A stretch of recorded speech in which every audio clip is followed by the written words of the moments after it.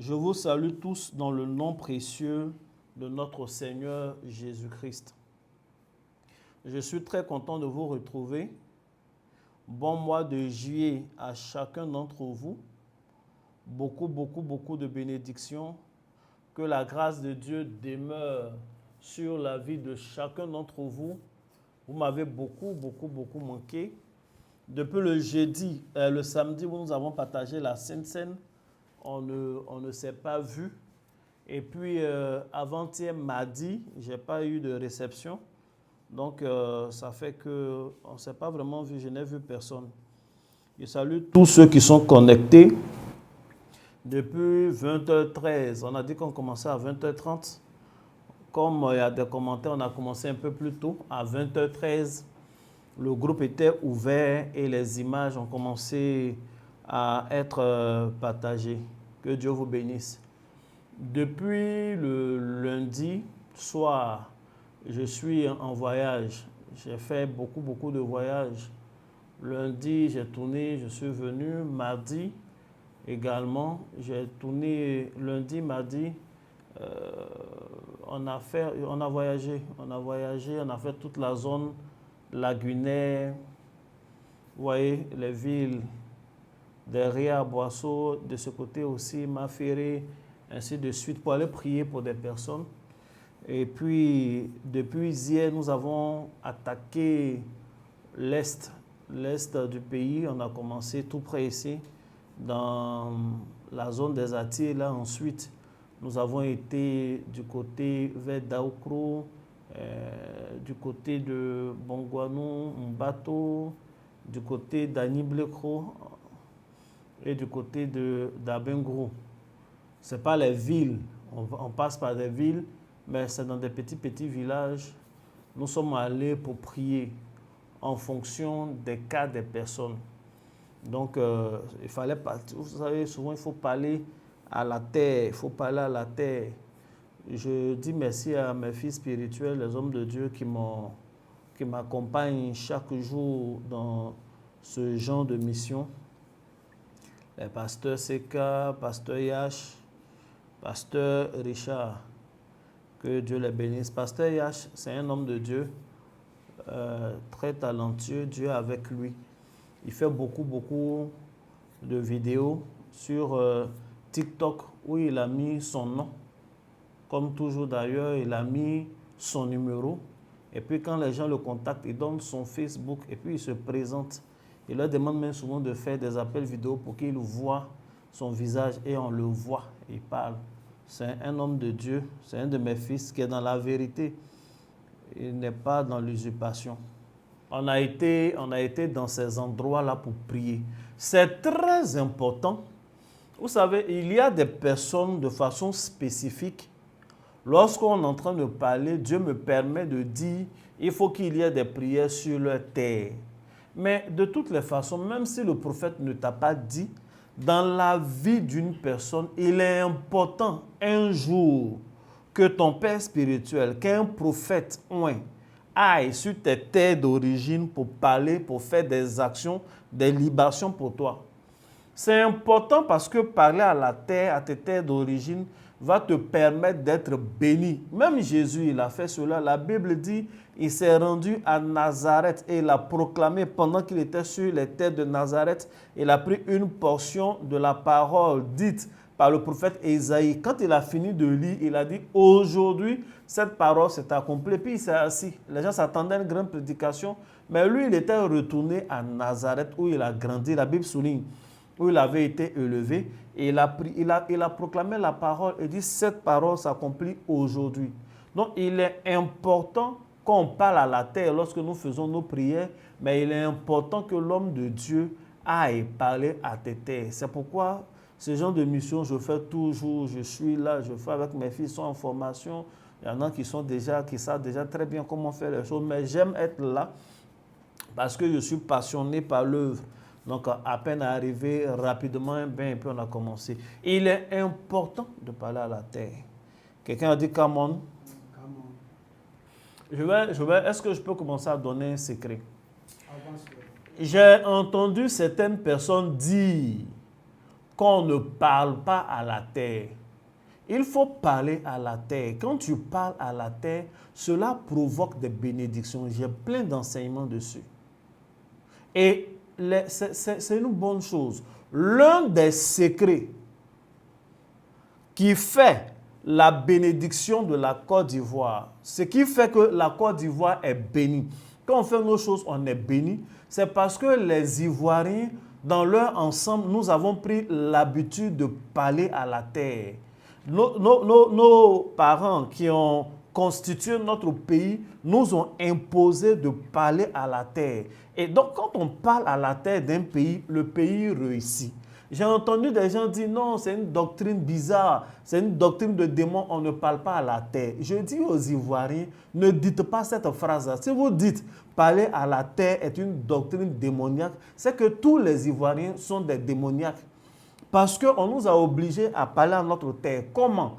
Lorsque tu commences à chanter l'hymne national de la Côte d'Ivoire, l'abidjanaise, les premières paroles, en fait, ne s'adressent pas aux humains, mais ça s'adresse à la terre. On parle à la terre. On commence par saluer la terre de la Côte d'Ivoire. On dit salut, ô terre de l'espérance.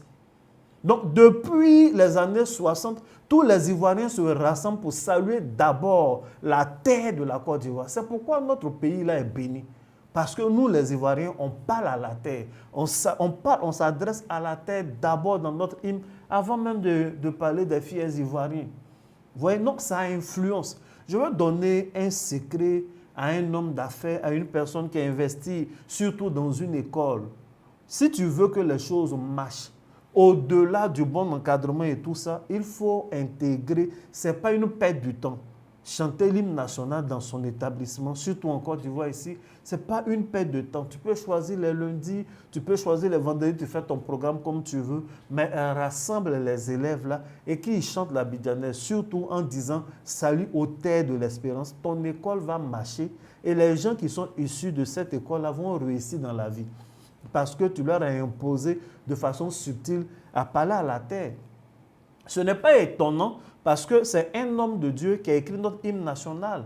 C'est un évêque qui a écrit notre hymne national. Donc, c'est des gens qui connaissent des secrets spirituels. Il a dit, attends, on va commencer d'abord par saluer la terre. C'est pourquoi on dit salut aux terres de l'espérance. Et c'est pourquoi le pays là est béni depuis des années. Quelqu'un dit, come on, est-ce qu'on peut avancer? Avance. Que Dieu vous bénisse. C'est pourquoi je vais dans les villages et parle à leur terre aussi là-bas. Alors, notre thème du jour, c'est oracle et réputation. Et en ce jour 1, nous allons parler de définition et de généralité. Si tu dis come on commence à parler. En ce moment précis, nous allons parler de réputation, aura et réputation.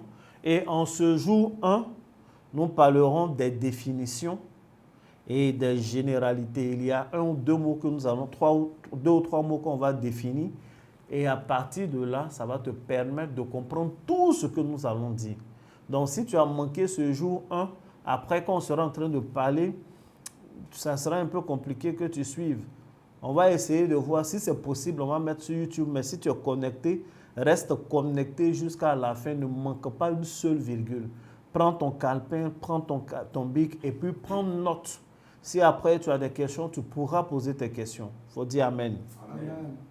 Alors, quand nous avons commencé ce moment, il y a une image qui a été publiée dans le groupe et une question, comme d'habitude, qui est accompagnée de savoir ce que vous voyez et ce que l'image en question vous inspire. Et nous avons eu des réponses. L'ange Florence dit que elle pense à la pleine lune à minuit où le soleil avec un éclairage intensif à son zénith, soit à midi. Voilà. Ah, je comprends pourquoi Moon a dit du sable. Parce qu'on avait mis une sablière pour dire le temps. Ensuite, quand elle a bien vu l'image, elle a dit qu'elle pense à la pleine lune. Ça ressemble à une pleine lune, ainsi de suite. Aka également dit ça. Une pleine lune, Noël, Biaka. Éclipse solaire, Paliron. Beaucoup de personnes ont pensé à la pleine lune. Ok. Ensuite, une deuxième image qui ressemble un peu quand même à la première a été donnée. Et c'est la même réponse. Les personnes me disent que c'est la pleine lune. Didi Aaron a fait un test pour dire que pour certaines croyances, la pleine lune, le voile qui sépare notre monde et celui tangible, donc qui parle un peu de la pleine lune également. Monde dit que quelle que soit l'obscurité, la lumière triomphe. Ça, c'est ce que l'image inspire. Voilà, le sacrificateur dit que c'est le croisement entre la lune et puis un truc qu'il a oublié.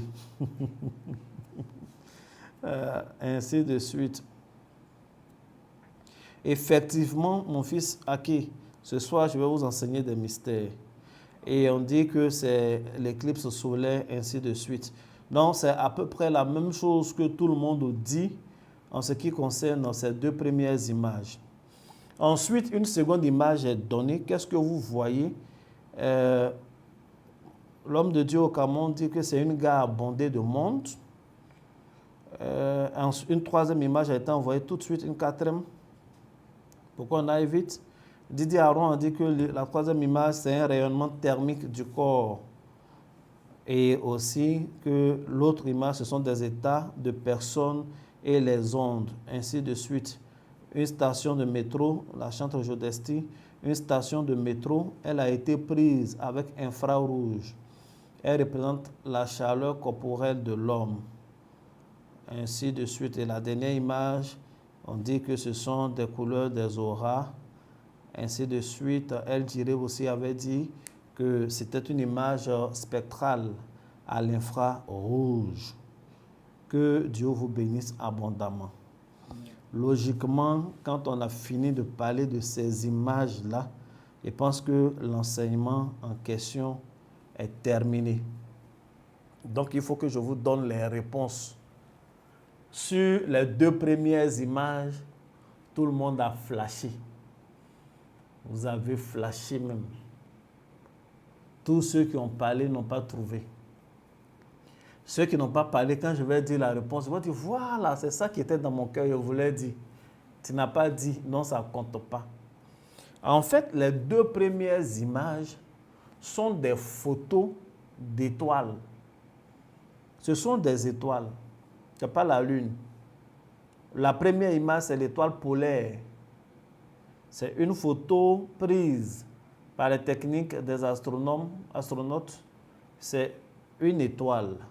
La seconde photo également, avec le même rayonnement, mais de couleur plus ou moins rougeâtre, c'est également une étoile. Donc, ce sont des étoiles.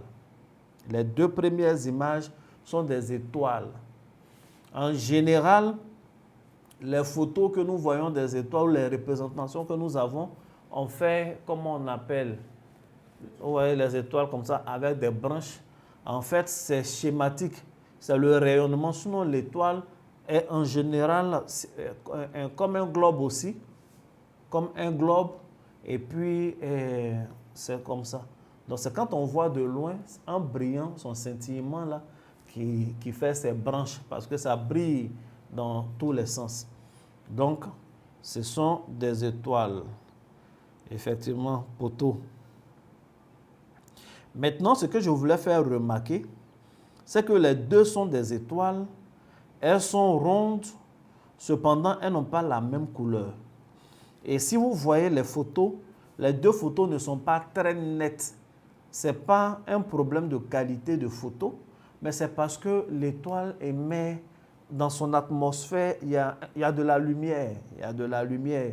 Tout à l'heure, on va en venir dans les définitions. Donc ça, c'est la première image. Les deux premières images. La seconde image, c'est deux photos. Si vous regardez très bien, c'est deux photos. La photo normale est tout petit, rectangulaire en bas. Regardez très bien, vous allez voir. Elle est là. C'est dans une station de métro. C'est en sous-sol. Et il y a du monde. La même photo est agrandie. on voit les écritures Waterloo, voilà. Waterloo Underground Station. Si tu n'es pas d'accord avec ma prononciation en anglais, inscris-moi dans un truc qui serait parfaitement bilingue. Waterloo Underground Station, donc la gare souterraine de Waterloo. Amen. Mais la seconde image est différente parce qu'en réalité, elle est faite avec une caméra thermique. Donc en fait, la photo est prise, mais ce sont les températures qu'on voit. Et comme c'est au sous-sol, c'est une gare large, etc. C'est en Occident, il ne fait pas très chaud. Donc si vous regardez tout ce qui n'est pas personne, autour est très bleu. Ça veut dire que c'est une zone froide. Et puis, il y a des zones un peu moins froides qui sont vers, plus ça devient jaune, on vit, plus ça devient chaud, on vit sur le jaune. Et puis, il y a des points très chauds, les humains même, c'est totalement rouge. Si vous regardez les vêtements, les parties couvertes sont très rouges. Donc, c'est une caméra qui prend la photo des hommes. C'est la même photo. Ça veut dire quoi? Quand on prend la toute petite photo en bas, la photo normale, on ne voit pas toutes ces couleurs-là, on ne voit pas toute cette température. Pourquoi? Parce que la caméra normale, l'appareil photo normal, n'a pas la capacité de voir les températures et leurs différences. Mais il y a des caméras spéciales qui peuvent voir la température. Donc cette photo est prise et la température est vue. Les rouges qu'on voit représentent des points chauds. Ces points chauds-là existaient depuis la première photo, mais la première photo n'est pas au courant. Le premier photographe ne sait pas où il fait chaud, où il fait froid, parce qu'il a un appareil qui ne lui permet pas de voir. Qu'est-ce que je veux dire? Ce n'est pas parce que tu ne vois pas certaines choses qu'elles n'existent pas. C'est parce que tu n'as pas l'appareil adapté. Ce n'est pas parce que tu ouvres tes yeux, tu regardes, il y a des choses que tu n'as jamais vues, que le jour où on va t'en parler, tu vas discuter. Non, moi, je n'ai jamais vu ça. Il y a 70 ans sur la terre, mais tu as 70 ans avec les mêmes yeux avec lesquels tu es né. Tu n'as pas changé d'appareil de visionnage. C'est pourquoi tu vois les mêmes choses. Depuis des années où les gens ont inventé la photographie, ils prenaient des photos. Les photos étaient en noir et blanc. Ça ne veut pas dire que le temps d'avant était en noir et blanc. Mais ce qui leur permettait de capturer, c'était ça. Et après, on est passé aux images couleurs. Mais les images couleurs ne peuvent que voir ce qui est là. Mais il y a d'autres choses qui sont là, qui peuvent être vues par des appareils adaptés, dont les caméras thermiques, donc la chaleur. Bien-aimé, lorsque tu te regardes dans le miroir, lorsque les hommes te voient, on voit qui tu es. Mais ce qu'on voit, ce n'est pas tout. Il y a autre chose autour de toi, il y a autre chose en toi qu'on ne voit pas. Parce que les yeux ne peuvent pas voir. Par exemple, la température, on réussit à voir avec un appareil photo adapté parce que la température est un paramètre physique. C'est un élément qu'on peut mesurer. On connaît l'unité de mesure. On sait, on connaît son ressenti, c'est chaud, quand on touche, on sait. Donc, on peut, puisque c'est un paramètre physique, on peut utiliser des éléments physiques pour mesurer et pour capturer ce paramètre physique-là. Par exemple, le son. Vous voyez, quand le bébé est dans le ventre, il émet un son.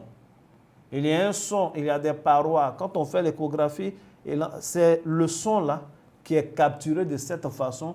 Et puis, en fonction du son et de la zone où il est, on sait comment le bébé est. Et aujourd'hui, il y a des échographies très nettes.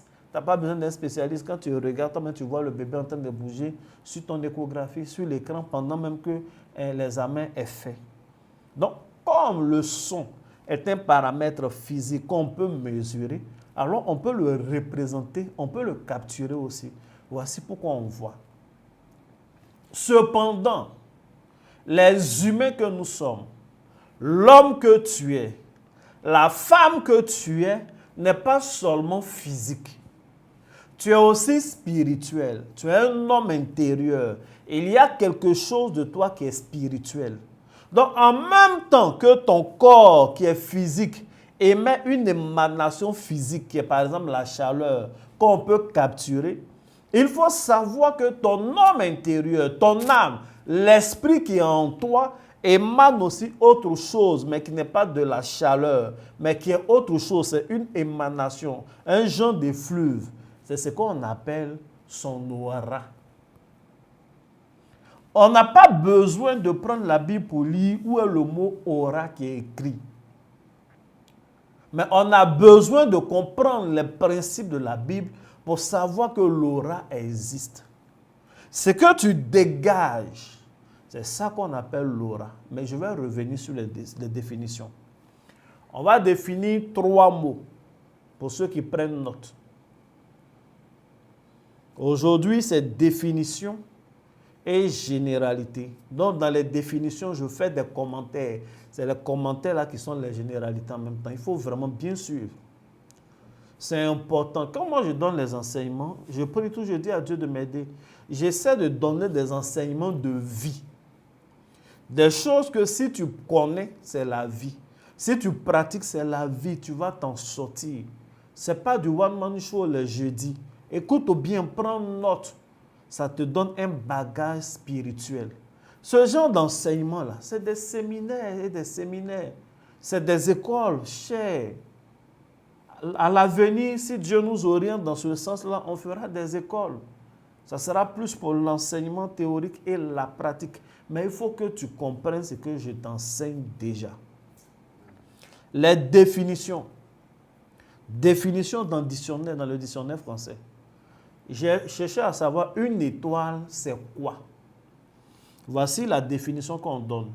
On dit une étoile est un corps céleste, plasmatique, qui rayonne sa propre lumière par réaction de fusion nucléaire comme de son noyau. Ou des corps qui ont été dans cet état à un stade de leur vie, de leur cycle de vie, comme les naines blanches et les étoiles à neutrons. On ne va pas se fatiguer avec tout ça. Ce n'est pas un cours d'astronomie. Il faut retenir qu'une étoile est un corps céleste plasmatique. Il faut souligner corps céleste. Qui rayonne, il faut souligner rayonner, sa propre lumière par réaction de fusion nucléaire. Bon, c'est physique, hein? Donc, voici ce que c'est qu'une étoile. Une étoile est un corps céleste qui rayonne. Pourquoi je vous définis cette histoire d'étoile? C'est important qu'on donne la définition d'étoile. À partir de la définition d'étoile, tu vas comprendre ce qu'on appelle l'aura. Parce que je sais que quand des gens ont vu le thème, des personnes ont partagé, tu as mis un statut sur WhatsApp, des gens t'ont approché pour dire, oh, ils vont vous enseigner des trucs bizarres, des religions d'Orient. Ils n'ont rien compris. Oh, est-ce que tu as déjà vu aura dans la Bible? Mais est-ce que tu as déjà vu Bible même dans la Bible? Il n'y a pas de Bible dans la Bible, mais la Bible est là. Est-ce que tu as déjà vu cigarette dans la Bible? Il y a des choses, c'est écrit noir sur blanc. Il y a des choses, c'est dit de façon, c'est implicite, mais c'est vrai, c'est réel. Il faut comprendre l'idée, l'esprit de la lettre. Il ne faut pas se fier, se fixer uniquement sur la lettre. Il faut dire Amen. Amen. Donc, une étoile est définie. Pourquoi je dis ça? Je définis l'étoile. Je ne suis pas en train d'inventer. Je fais comme Matthieu, qui a commencé à écrire l'évangile en commençant par des histoires d'étoiles. C'est-à-dire qu'on laisse le Nouveau Testament et qu'on vient à l'Ancien Testament et qu'on vient dans le Nouveau Testament, l'histoire de la nouvelle alliance commence avec des naissances et des étoiles. Lorsque vous prenez le premier chapitre, on parle des naissances, des généalogies. Abraham engendra Isaac. Vous voyez un peu de quoi je parle. 14e génération, vous allez lire. Donc, c'est des histoires de naissance, on accouche. Le second chapitre parle d'une histoire d'étoile. Ça veut dire quoi? Ça veut dire que les humains que nous sommes, nos vies sont conditionnées par deux choses. Soit la famille dans laquelle on est. Si tu nais dans une famille puissante, tu peux t'en sortir. Tu ne peux pas être fils d'Abraham. Isaac ne pouvait pas être pauvre. Même son fils qui n'a pas eu la bénédiction, Ismaël, n'était pas pauvre. Tu ne peux pas être fils d'Isaac et être pauvre. Il y a certaines familles, quand tu nais dans ces familles, tu t'en sors. Donc la vie sur terre, nos succès dépendent également des familles dans lesquelles on est né. C'est pourquoi la Bible, le Nouveau Testament commence par généalogie, des histoires de famille. Toi, tu es dans quelle famille? Mais pour des personnes qui sont nées, qui n'ont pas eu cette chance de naître dans des familles puissantes, il y a une autre chose sur laquelle tu peux compter. C'est le second chapitre. Tu peux compter sur ton étoile. Amen. Tu peux naître dans une famille qui n'est pas puissante. Tu peux naître dans une famille puissante aussi. Mais ce qui va déterminer ta vie sur terre, c'est ton étoile. Voici pourquoi Matthieu 1 parle de la naissance naturelle des gens, généalogie. Et à partir du chapitre 2, l'histoire commence en parlant d'étoiles. Je vais lire Matthieu chapitre 2, à partir du verset 1. Jésus étant né à Bethléem en Judée, au temps du roi Hérode, voici des mages d'Orient arrivaient à Jérusalem et dirent, où est le roi des Juifs qui vient de naître? Car nous avons vu son étoile en Orient et nous sommes venus pour l'adorer. Il faut dire Amen. Amen. Nous avons vu son étoile et nous sommes venus pour l'adorer. Depuis quand on adore un roi? Depuis quand? Un roi, on peut lui faire allégeance, mais ils sont venus l'adorer parce qu'ils ont vu son étoile. Et dans son étoile, non seulement il est roi, mais il a une divinité. Eux, ils ne comprennent pas encore. Ils savent que c'est un enfant divin qui est né. Et ils sont venus principalement pour l'adorer. Pourquoi? Parce qu'ils ont vu son étoile. Lorsqu'on prend le chapitre 1 de Matthieu, la Bible nous parle des généalogies. Il y a de grands noms, des gens qui sont des grands, les David et autres, des grands rois. Et puis ensuite, on arrive sur Jésus. Un bébé qui est né d'une femme vierge, donc contestation.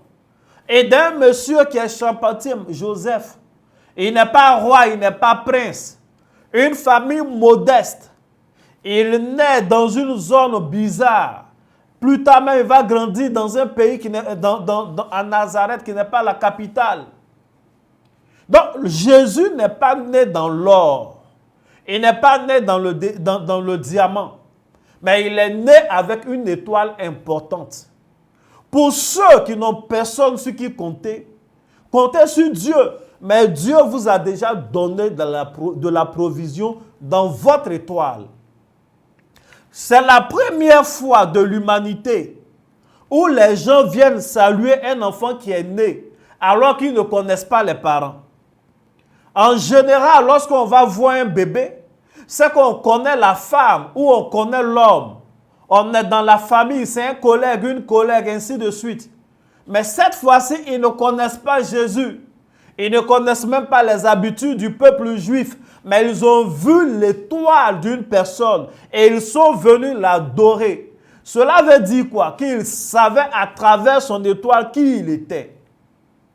Pour nous qui sommes fils de Jésus-Christ, nous avons des étoiles. Et une étoile est un corps céleste qui rayonne sa propre lumière. Verset 9, Matthieu 2, verset 9. Parce que Hérode leur a dit, c'est pas ici l'enfant là est né, allez-y chercher, si vous le voyez, vous allez me faire signe. Après avoir entendu le roi, ils partirent. Et voici, l'étoile qu'ils avaient vue en Orient marchait devant eux. L'étoile faisait quoi? L'étoile marchait devant eux. Depuis quand une étoile marche? Marchait devant eux jusqu'à ce qu'étant arrivé au-dessus du lieu où était le petit enfant, elle s'arrêta. Donc, il marchait devant eux, arrivé au lieu où l'enfant était, elle s'arrête au-dessus de cette étoile. Ça veut dire que l'enfant est sous une étoile. Bien aimé, l'expression « tu es né sous une bonne étoile », tu es né sous une étoile, n'est pas juste une expression linguistique de la langue française, mais c'est une expression spirituelle.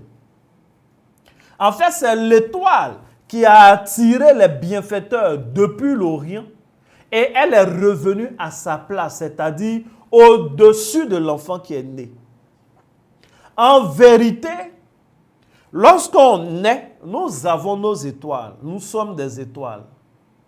Et nous sommes sous des étoiles. Se rappelant qu'une étoile est un corps céleste qui reflète sa propre lumière. Amen. Amen. Alors, si on est sous une étoile, ça veut dire qu'on reçoit la lumière d'une étoile. Vous voyez comment l'étoile a été? Cette lumière-là descend sur les humains. C'est ce qu'on appelle l'aura. C'est ce qu'on appelle l'aura. Et en regardant l'étoile de Jésus, ils ont vu son aura. Et il avait l'aura d'un prophète. Il avait l'aura d'un roi. Il avait l'aura d'un sacrificateur. C'est pourquoi ils lui ont amené l'encens, la myrrhe et l'or. C'est en fonction de ce qu'ils ont vu. Ils lui ont donné l'or parce qu'il est royal. Amen. Amen. Ils lui ont donné l'encens parce qu'il est divin et sacrificateur. Et ils lui ont donné la myrrhe parce qu'il est prophète. Les prophètes sont des morts. On est mort à la vie charnelle de tous les jours. Tout et tout. Nos vies sont des vies d'esprit. Parce que la myrrhe, on prend également pour embaumer les morts. Quand un enfant vient de naître, on lui donne la myrrhe. Ça veut dire que ce n'est pas un enfant juste charnel. Eux, ils ne considèrent pas le corps là, mais c'est un enfant d'esprit. C'est un roi, c'est un prophète. C'est pourquoi ils ont donné à Jésus, rien que par son aura. Est-ce que les trois choses, ce n'est pas vraiment la destinée de Jésus qui était là? Amen. Et les pharisiens plus tard ne seront pas d'accord avec Jésus parce qu'ils n'ont pas vu son étoile, ils ne connaissent pas son aura. Eux, ils attendaient Jésus sur le terrain politique. Ils se sont dit, le Messie qui vient, c'est un homme politique, c'est un roi puissant terrestre qui vient libérer le peuple du joug des Hérodes là. C'est pourquoi ils ne s'entendaient pas. Jésus a été crucifié surtout pour des raisons politiques. Pour des raisons politiques. Un autre jour, on va revenir dessus. Est-ce qu'on est d'accord? Est-ce que quelqu'un a compris la définition d'étoile et à partir de là a compris la définition d'aura? Je vais vous lire quelques versets. Tu prends juste note, je lis quelques versets. 1 Corinthiens 15, verset 41, la Bible dit: autre est l'éclat du soleil, autre est l'éclat de la lune et autre l'éclat des étoiles. Même une étoile diffère en éclat d'une autre. J'ai pris ce verset pour vous faire comprendre. Voici pourquoi j'ai envoyé deux images. Les deux sont des étoiles, mais leurs étoiles ne sont pas pareilles. Bien aimé, si tu as compris ça, tu vas te faire confiance non seulement toi-même, et puis tu vas arrêter d'être jaloux. On n'a pas tous les mêmes étoiles. Il y a des gens qui ont des grandes étoiles, il y en a qui ont de moins grandes étoiles. Mais toujours est-il qu'une étoile a son éclat. Et ce n'est pas la grandeur ou la petitesse qui fait. Est-ce que tu sais ce qui est contenu dans ton étoile pour savoir en profiter comme il se doit au lieu de perdre ton temps dans d'autres choses et à être jaloux d'autres personnes qui logiquement ne devraient pas avoir même quoi que ce soit envié? Quelqu'un n'a pas dit Amen. Amen. La Bible nous dit à plusieurs reprises dans Genèse 15, verset 5, après l'avoir conduit dehors, il dit: regarde vers le ciel et compte les étoiles. Si tu peux compter, et il lui dit: telle sera ta postérité. Ta postérité sera comme les étoiles. comparaison d'égalité. Ça veut dire, nous, les fils d'Abraham par alliance, nous sommes comme les étoiles. Il faut dire, je suis comme une étoile. Je suis comme une étoile. Je suis comme une étoile. Je suis comme une étoile. Genèse 37, verset 9. Il eut encore un autre songe et il le raconta à ses frères.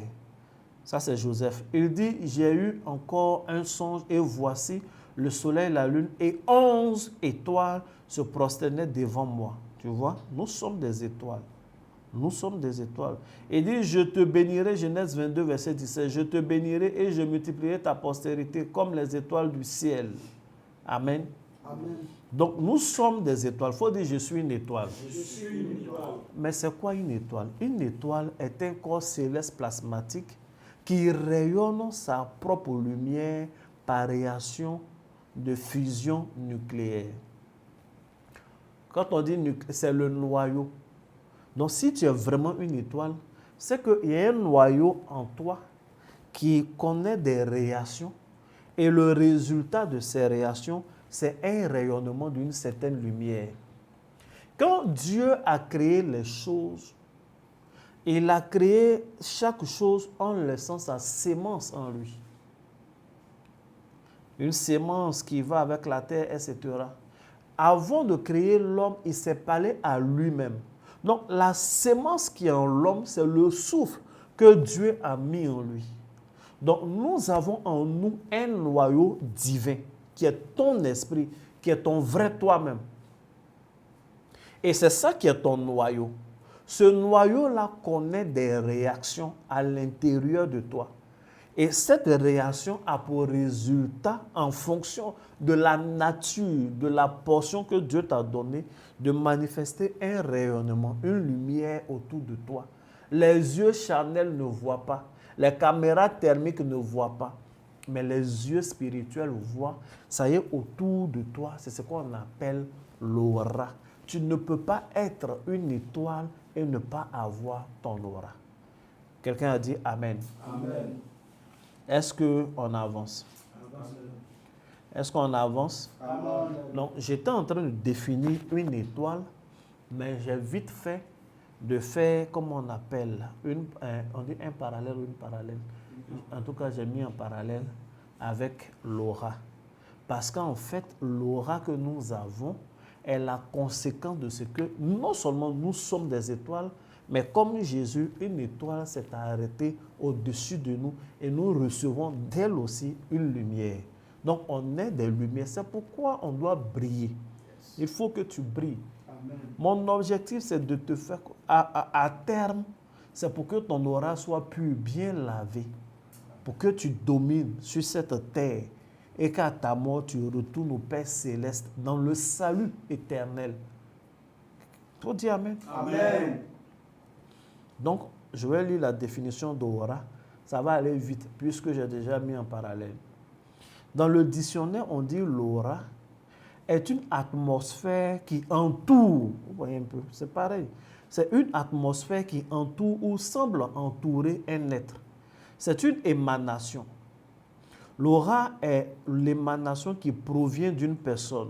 Une sorte donc d'atmosphère impalpable et latente qui se dégage de la dite personne et en fait, généralement, fait de lui une personne charismatique ou non, en fonction de l'aura en question, d'imposant, d'impressionnant ou d'insignifiant si tu n'as rien comme aura. Il faut dire Amen. Amen.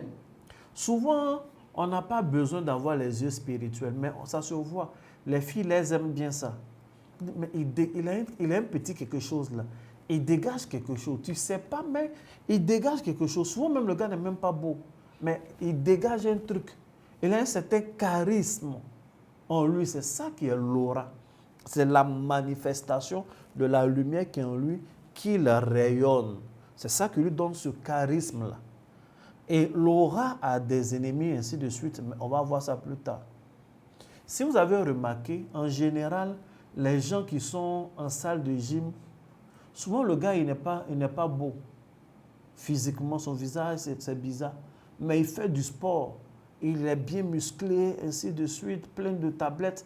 Quand ils sont dans les rues, il a un charisme. Il a un charisme. le charisme là n'est pas dans les muscles. Pourquoi subitement, quand il se met au sport, il a un charisme, il dégage un certain degré d'aura? Ce n'est pas dans les muscles que ça se trouve, mais ça se trouve dans la confiance en lui-même qu'il a acquise à travers le sport qu'il fait. Il vient de dire quelque chose de fort à quelqu'un.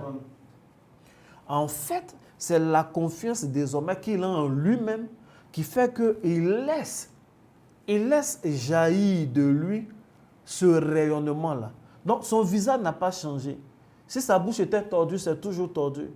Si son nez était gros, c'est toujours gros. Mais il s'en fout de ça maintenant. Il a une certaine confiance en lui. Il a trouvé une souche qui lui donne cette confiance-là. C'est le sport. Mais à cause de la confiance qu'il manifeste, le regard même des gens change. Et puis, il est accepté. C'est comme si on ne voyait plus aucun de ses défauts. C'est parce qu'en réalité, il a l'aura. Si vous remarquez dans certaines classes, les gens à l'école, je parle aux plus jeunes qui sont là, à l'école, les filles là, elles sont amoureuses du gars qui est bandit dans la classe. Et puis elles sont amoureuses aussi du gars qui est premier de classe. Parce que les deux ont confiance en eux. Le gars bandit, souvent, il moine tout le monde dans la classe. C'est un gars, il s'en fout. Il fait ce qu'il a à faire, il est comme ça. Le premier de classe aussi, il a son charisme, c'est son intelligence. Il se fait confiance, il n'a pas peur d'un seul professeur. Si on dit il y a devoir, il est prêt. Donc quand il vient en classe, il vient avec assurance, il n'a pas peur des maths, il n'a pas peur de la philo. Donc, ça ne se trouve pas, l'aura ne se trouve pas dans l'intelligence, l'aura ne se trouve pas de ce qu'il est bandit, l'aura ne se trouve pas dans les muscles, mais son aura qui libère, son charisme qui libère, il le libère à cause de la confiance. L'un des pires ennemis de l'aura, c'est la peur et le manque de confiance en soi. Si tu n'as pas confiance en toi, c'est difficile même de manifester l'onction, de dégager l'onction. Tu ne peux pas manifester quelque chose parce que tu es mort ou morte à la confiance en toi. C'est-à-dire que ta confiance en toi-même n'existe pas. On va définir maintenant la réputation. La réputation, c'est une opinion. C'est quoi on pense de toi. C'est une opinion, elle peut être favorable, elle peut être défavorable. Mais cette opinion-là est attachée à quelqu'un ou à quelque chose parce que les entreprises et autres ont aussi une réputation. C'est ça qui est la réputation. Qu'est-ce qu'on pense de toi? Jésus l'a dit à ses disciples, que dit-on que je suis? Ou promenant en ville, là, on dit, moi je suis qui? Qui dit-on que je suis? C'est qu'on pense de moi. Parce qu'il y a des gens, oh moi là, ils m'en foutent de ce que les gens pensent, ce n'est pas vrai. Tu es là, tu dis, tu t'en fous de ce que les gens pensent, mais quand tu apprends qu'ils ont rapporté un truc, ton cœur te fait mal. Ce que les gens pensent de toi est important. Ce n'est pas ça qui doit déterminer ta vie. Ce n'est pas ça qui doit faire que tu es heureux, tu n'es pas heureux, mais c'est important. Donc, la réputation, c'est une opinion, parce qu'elle peut être bonne ou mauvaise, la réputation. Donc, la réputation est une opinion favorable ou défavorable que les gens ont de quelqu'un ou de quelque chose. Il faut dire Amen. Amen. Et quand je faisais mes recherches, on a dit que ça vient du latin réputatio, qui veut dire évaluation. Donc, en réalité, la réputation, c'est la note que la société te donne. On te note en regardant plusieurs paramètres sociaux, plusieurs paramètres de comportement, ainsi de suite. Et puis, on te donne une note. On te donne une évaluation. On te dit, toi, tu vaux quoi? Toi, tu es qui? C'est ça qui est ta réputation. Il faut dire Amen. Amen. Et aujourd'hui, il y a beaucoup de sociologues, ainsi de suite, des gens qui sont spécialisés dans l'étude des réputations. Parce que la réputation est une richesse. Et puis la réputation peut être aussi une faiblesse. Quand les gens ne te connaissent pas et qu'ils veulent s'associer à toi, la première chose sur laquelle ils se renseignent, c'est ta réputation. Ils ne te connaissent pas, ils ne t'ont pas expérimenté. Mais si tu as mauvaise réputation, on ne te prend pas. On ne te prend pas. Peu importe, quand tu veux voyager, tu as le choix entre plusieurs billets d'avion. Je ne vais pas faire de publicité, qui font la même destination. Si c'est la première fois, Tu te renseignes, tu te demandes, ah mais mon frère, c'est comment la dernière fois tu es allé avec telle compagnie, c'était comment? Tu demandes à gauche, à droite, 2 ou 3 témoignages, ça te construit déjà une idée, une réputation. Ah, ceux-là, ils sont bien, mais le vol est toujours en retard. La nourriture à bord n'est pas de qualité. Mon frère, si tu n'as pas envie d'être en retard, tu ne les connais pas. Tu n'es jamais allé dans leur bureau. Mais à cause des témoignages qu'on t'a dit que cette compagnie aérienne aime le retard, tu vas aller ailleurs. Même s'il faut payer 1 000 €, 500 € de plus, tu préfères parce que tu as l'intention d'arriver à l'heure pour la conférence à cause de laquelle pour laquelle tu voyages. Vous voyez un peu. Tu veux inviter un homme de Dieu, tu ne le connais pas vraiment. Tu as vu 2 ou 3 choses qu'il fait, mais souvent là, on appelle les gens qu'on connaît, qu'on a vu ta photo sur la même affiche que. Donc on sait que vous avez fait un programme ensemble. Donc on l'appelle, ah mais j'ai vu que tu avais fait un programme avec tel homme de Dieu, ça va, tu le connais bien. Et puis il se renseigne.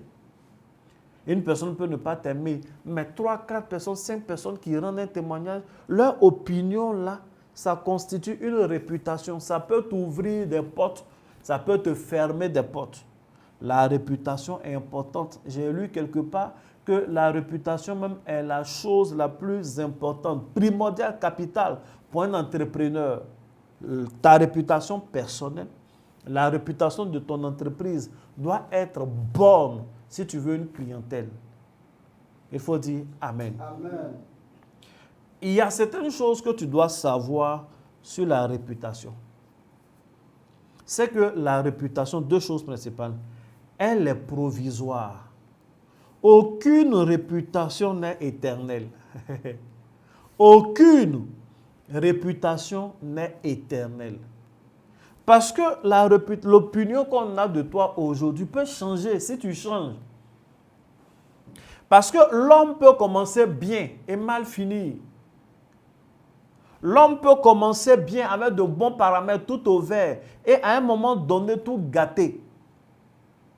Et quand tu gâtes, pour refaire ta réputation est plus difficile que pour construire une bonne réputation. C'est-à-dire, se faire une bonne réputation n'est pas aussi difficile que se refaire une bonne réputation. Quelqu'un comprend? Amen. Quand ton nom est déjà gâté, pour que ton nom redevienne bon, est plus dur que quand on ne parlait même pas de toi, et puis tu veux un peu qu'on parle de toi, comment on fait pour monter. C'est comme ça. C'est comme ça.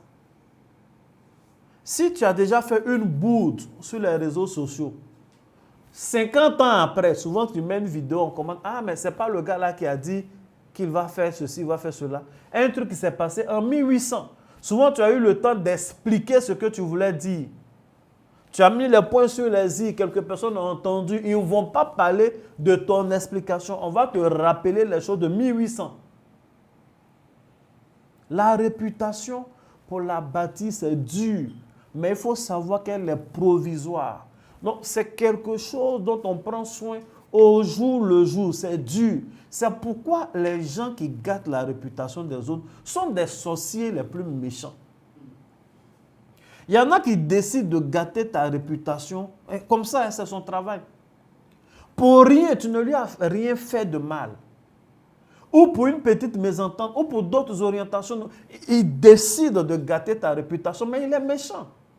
Elle décide de gâter ta réputation, mais elle est méchante. Et il gâte ta réputation, après il vient, il s'assoit et boit ton eau. Il se chauffe avec ton feu. Quand il quitte là, il gâte ton nom. Il est devant toi, vous parlez, il rit avec toi. Il envoie des messages aux gens pour gâter ton nom. C'est un sorcier. Il est plus sorcier que Lucifer. Il est plus sorcier que Satan. Quelqu'un qui gâte, c'est-à-dire un truc qui est, c'est pas éternel. Pour bâtir, c'est dur. Et souvent, vous savez, détruire est toujours plus facile que construire. Pour construire une maison, il faut des années, des mois.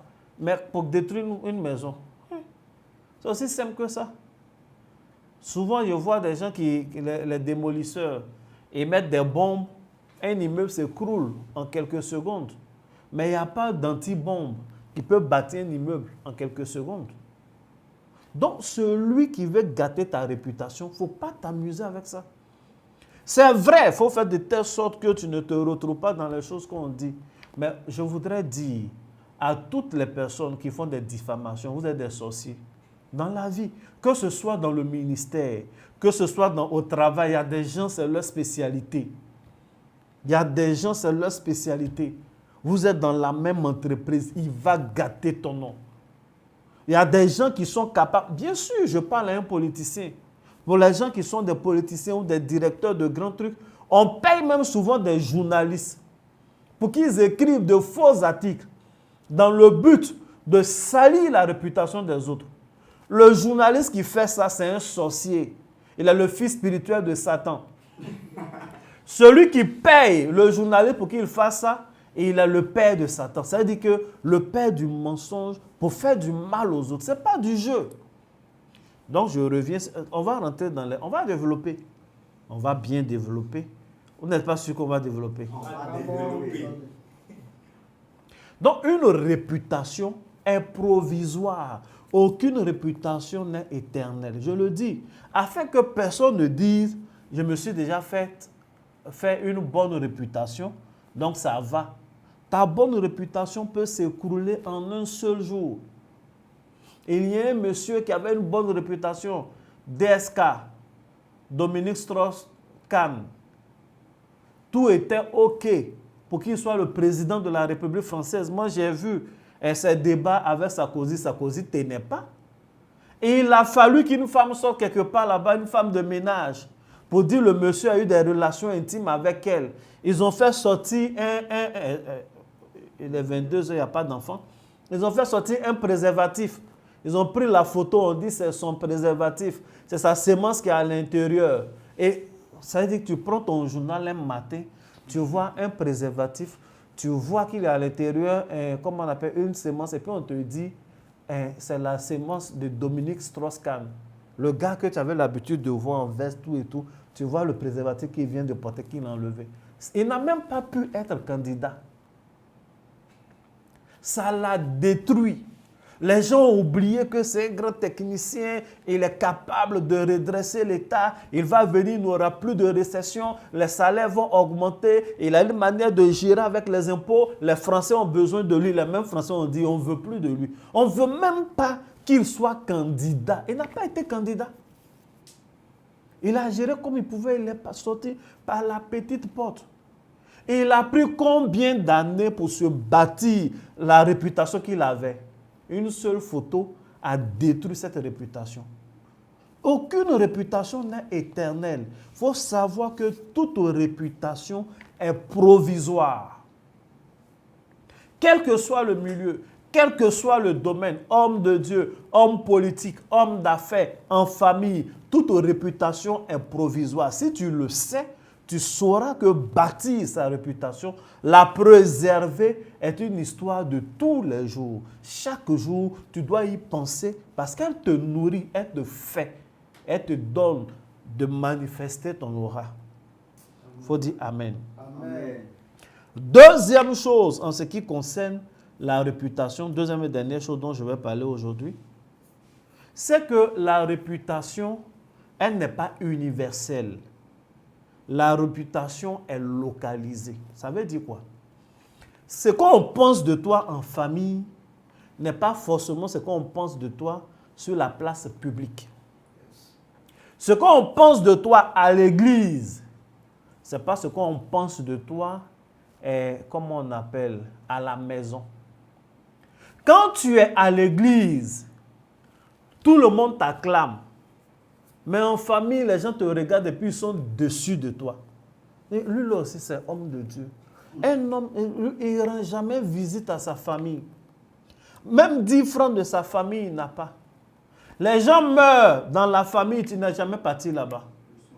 Alors, j'étais en train de parler, on était en train de conclure avec les définitions et généralités du jour. On était sur le point de la réputation. Après avoir défini la réputation, j'ai dit que la réputation, elle n'est que provisoire. Aucune réputation n'est éternelle et nous avons parlé de ça. Deuxièmement, la réputation, elle est localisée, elle n'est pas universelle. Et j'expliquais que ce qu'on pense de toi ici n'est pas forcément ce qu'on pense de toi là-bas. Donc, travailler sur sa réputation consiste à la rendre, autant que faire se peut, bonne partout où l'on parle de nous. Il faut dire Amen. Amen. Et je donnais des exemples. On peut, ce que tu nous montres ici, là, ce n'est pas ce que tu montres aux gens. Et moi, je veux dire à quelqu'un, je suis un pasteur, je suis chrétien. Donc, quand je donne un enseignement, je vous demande de faire tout ce que je vous demande là, mais dans le vrai. Soyez des personnes à la bonne réputation. Ne soyez pas des porteurs de masques. Soyez des personnes à la bonne réputation. Ne soyez pas les tombeaux blanchis, où l'extérieur est bien, parce que très fort en style de communication, machin, mais à l'intérieur, ce sont des ossements pourris. Ne soyez pas des porteurs de masques. Donc, je reviens pour dire que la réputation, elle est locale, localisée dans des endroits. Le travail doit consister, pendant qu'on travaille tous les jours, parce qu'elle est provisoire, il faut travailler partout autant que faire se peut. Il faut y réfléchir et il faut prier dans ce sens. Il y a des gens, tu es un homme de Dieu, nous on t'acclame ici. Tu es une servante de Dieu, on t'acclame ici. Un homme de Dieu, on t'acclame ici. Mais en famille, les gens sont dessus de toi.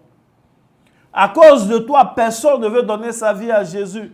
Parce que bon pour le corps de Christ, bon pour l'assemblée, mais mauvais pour la famille. Et quand les gens meurent dans ta famille, dans ton village, tu ne vas pas là-bas. Et quand on parle, tu dis non, laissez les morts enterrer leurs morts. Le jour que tu vas mourir, on verra quel est le mort qui va t'enterrer, quel est le mort qui va venir à tes funérailles. Parce que les morts même, là, ils ne vont pas t'enterrer parce qu'ils sont morts avant toi. Tu n'as rien fait pour eux. Bien aimé, la spiritualité ne veut pas dire qu'on s'en fout de tout. C'est vrai, Jésus, il était en train de faire son ministère. La Bible dit, les gens sont venus le voir. On dit, ta mère et tes frères te demandent qui est ma mère. Il y a un monsieur, il y a une dame un jour qui s'est levée, elle a dit, heureuse les mamelles qui t'ont allaité. Il a dit, heureux plutôt ceux qui m'écoutent. Mais quand il était à la croix crucifié, il a regardé un des gars qui le suivait et lui a dit, femme, voici ton fils. Un fils, voici ta mère. La mère était là au pied. Elle n'a jamais rejeté. Elle était là, les pieds, elle était quoi? Il était en train de se chauffer là-bas. Il faut se rappeler de sa famille biologique aussi. C'est l'évangile, c'est la Bible. Jésus fait tout pour qu'on voit. La femme, tu as dit, qui es-tu femme? Qui a-t-il entre toi et moi? C'est elle, elle était au pied de la croix le jour où on était en train de te crucifier.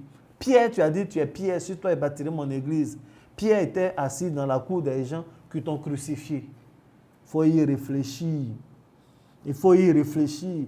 Tu es pasteur, toute l'assemblée t'acclame. Ta femme ne t'acclame pas.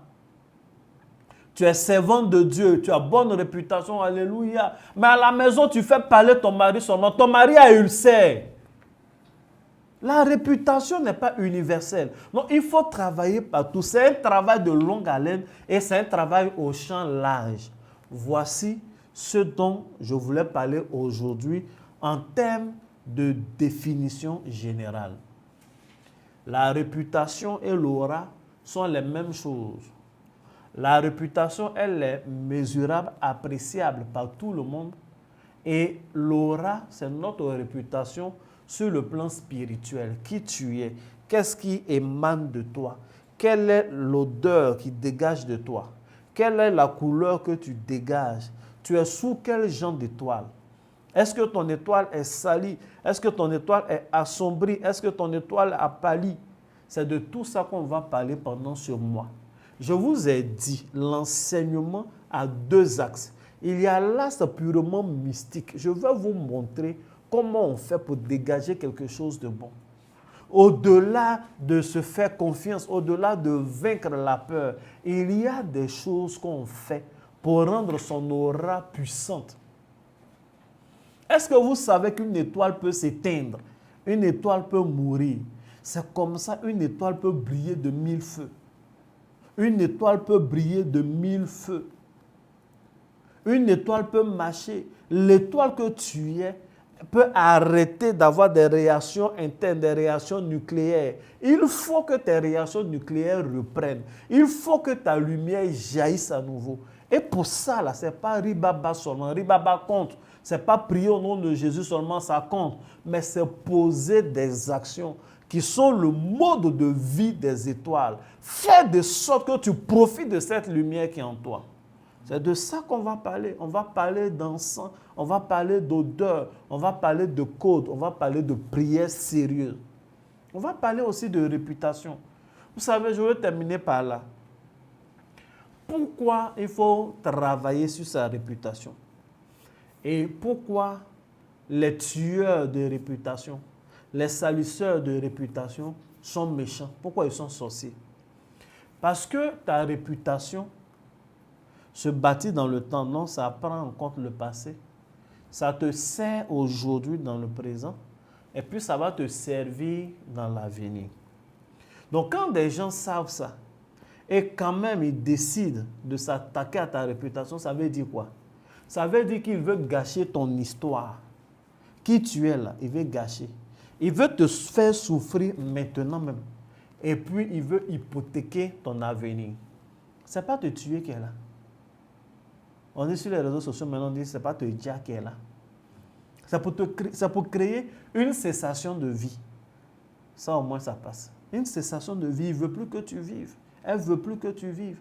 Celui qui gâte ta réputation, je dis, celui qui gâte ta réputation, mais en même temps, je te parle à toi-même aussi, parce que souvent dans l'église, on dit, hé Seigneur, ils m'en veulent. Mais toi-même, tu peux être un gâteur de réputation. Il faut changer.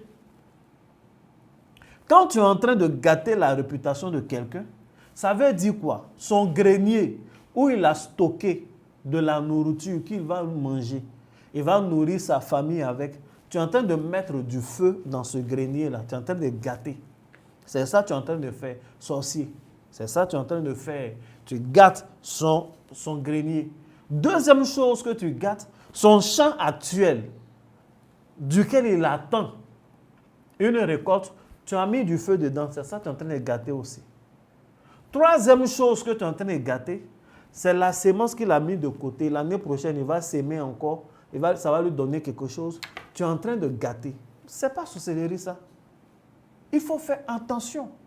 Parce que quand tu gâtes la réputation de quelqu'un, tu es en train de salir son parcours. Tu es en train de gâter son travail qu'il avait actuellement. Et puis, à cause de ce que tu as sali son parcours et gâté son travail de cette façon, ça sera difficile à l'avenir pour lui d'avoir un emploi. Comme j'ai pris des exemples de champs, puisque tu n'es pas au village, je prends des exemples modernes pour que tu vois. Gâter la réputation d'un homme de Dieu, ça fait que les gens commencent à douter. Des miracles même, ils ont expérimenté dans le passé avec lui. Ils commencent à prendre avec des pincettes les enseignements qu'ils donnent aujourd'hui.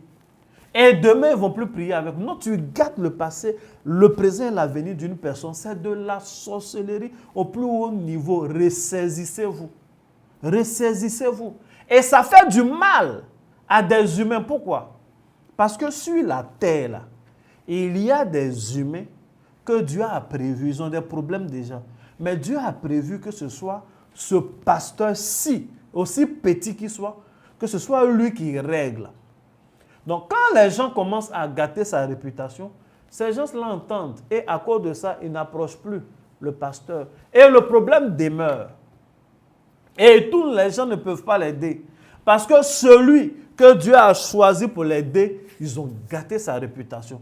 Donc, son problème demeure. Mais tu es plus sorcier que celui qui a lancé ce problème-là même dans sa vie. Parce que toi, tu empêches qu'il ait la solution.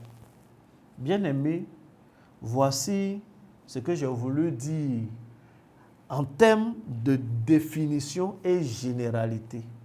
J'espère que l'enseignement du jour t'a fait du bien. Que Dieu vous bénisse. Que la main de Dieu soit sur la vie de chacun d'entre vous.